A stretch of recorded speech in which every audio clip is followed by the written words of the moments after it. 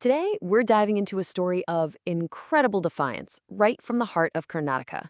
It's a story that sometimes gets lost in the bigger narrative of India's fight for freedom, but it is absolutely crucial. This is the story of Kittur's first war of independence. And we are jumping right into the middle of the action because I want to start with the most fascinating question of this whole saga. How on earth did a small, pretty unknown kingdom manage to hand the British East India Company a shocking defeat decades before the famous 1857 revolt? I mean, to really get what a big deal this was, you have to look at the matchup. On one side, you've got Kittur, a small princely state. And on the other, the British East India Company, the most dominant, sprawling, and powerful colonial force in India. It was a classic David versus Goliath, a complete and total mismatch. Which brings us to the first part of our story, an event that, logically, should never ever have happened. We're talking about an impossible victory. So here's what happened in that first showdown. In October of 1824, the British officer sent to take control, a guy named St. John Thackeray, wasn't just pushed back, he was defeated and killed in the battle. For the British, this was, it was just unbelievable. A tiny state hadn't just stood up to them, it had won. But hold on, how did things even get to this point? To really understand the fight, we've got to hit rewind and look at the policy that lit the fuse for this whole rebellion. It's something known as the annexation doctrine. The official name was the Doctrine of Lapse, and it was devastatingly simple. The rule was this: if an Indian ruler died without a direct, biological male heir, their kingdom was just gone.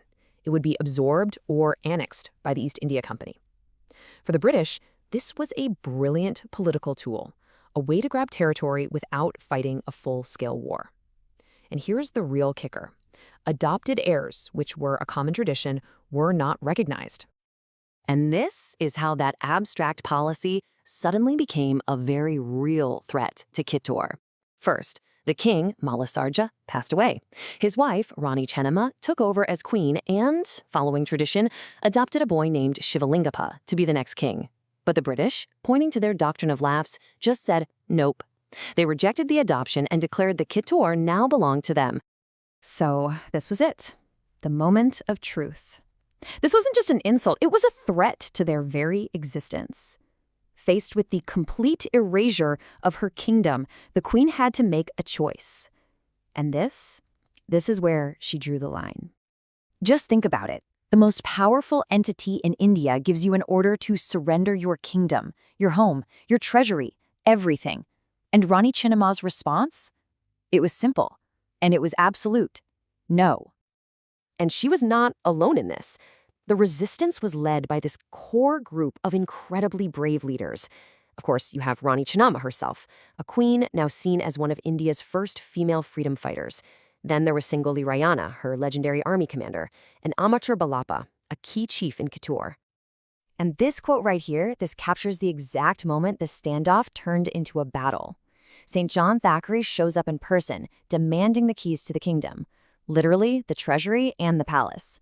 And Rani Chennamma, with her commanders and her people right behind her, flatly refused. A heated argument turned into the battle we saw earlier, the one Thackeray would not survive.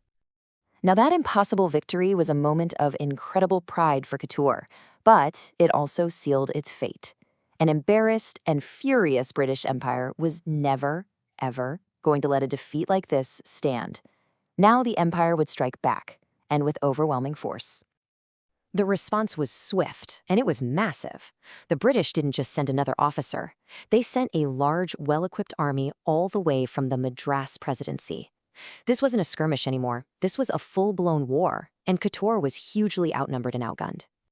And the aftermath, well, it's laid out on this tragic timeline.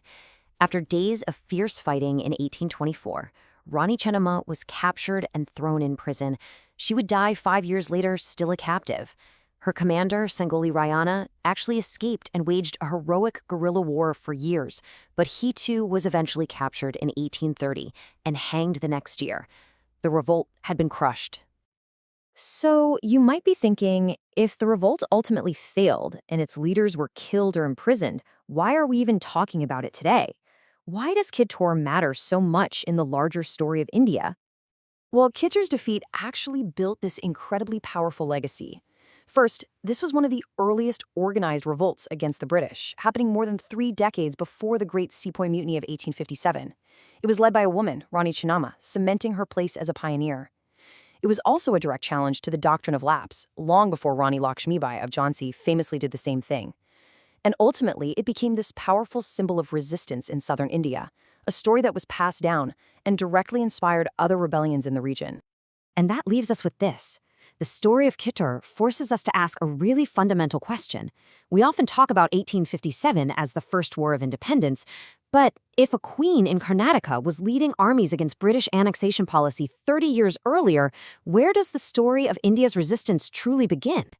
It suggests that the fight for freedom wasn't a single event, but a long, burning fire, with sparks catching all across the subcontinent, long before the history books usually tell us it did.